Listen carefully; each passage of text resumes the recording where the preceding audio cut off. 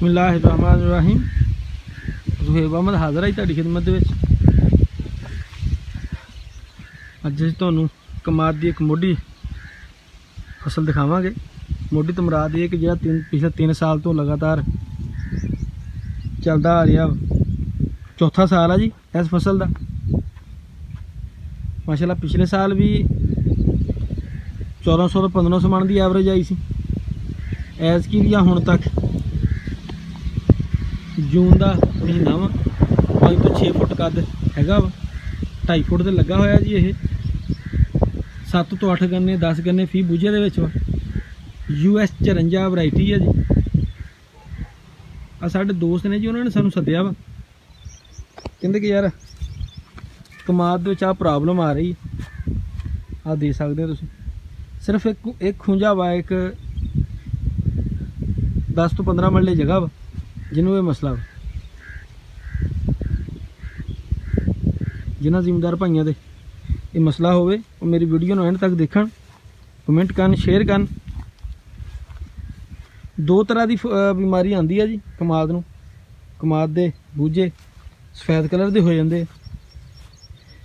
एक तो हैगा वा जी कुंबल दे विच रस चूस कीड़ा एक आउंदा वा, ब्लैक बग।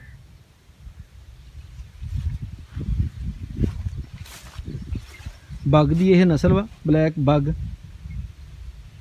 1 इंच तक लंबा हो जाता वा। यह जिदा जिदा अपनी उम्र इसकी ज़्यादा लाइफ वधदी जाती है। वह भी रस चूसदा वा, वह भी इनू डिस्टर्ब करता वा। उसदी वजह तो भी इदा हो जाता वा। लेकिन इस प्लाट दे विच ये मसला नहीं है।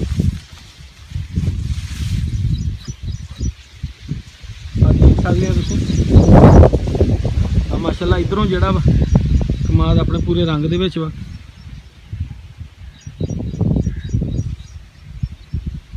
इस प्लाट नूं फी एकड़ 2-2 बोरी DAP, 1-1 बैग यूरिया का, 2-2 बैग पोटाश, दानेदार 50% वो पै चुके हैं।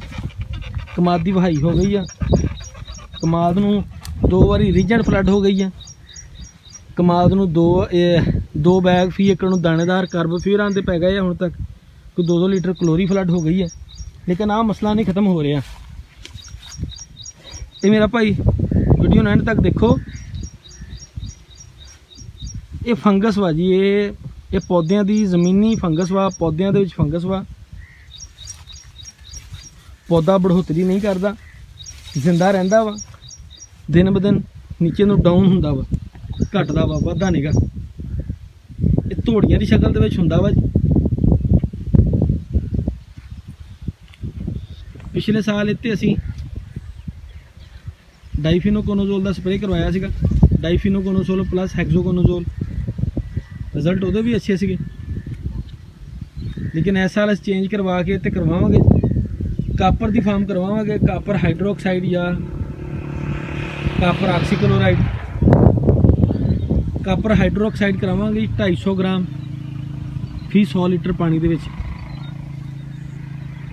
इंशाअल्लाह ये रिजल्ट भी आउणगे, ग्रोथ भी होगी। प्लस किसी भी कंपनी का अच्छा अमाइनो एसिड लै लो, NPK लै लो, NPK बैलेंस खुराक लो जी 20-20-20, ताकि ग्रोथ भी हो, रंग भी फड़े। ये NPK नहीं करना, किसी अच्छी कंपनी का लै लो तुसीं। Amino acid Tecamin Max Jaffer agro services का होंदा वा, इजाबियान संजेंटा का होंदा वा। बाकी होर छोटी कंपनियां भी हैगियां वा।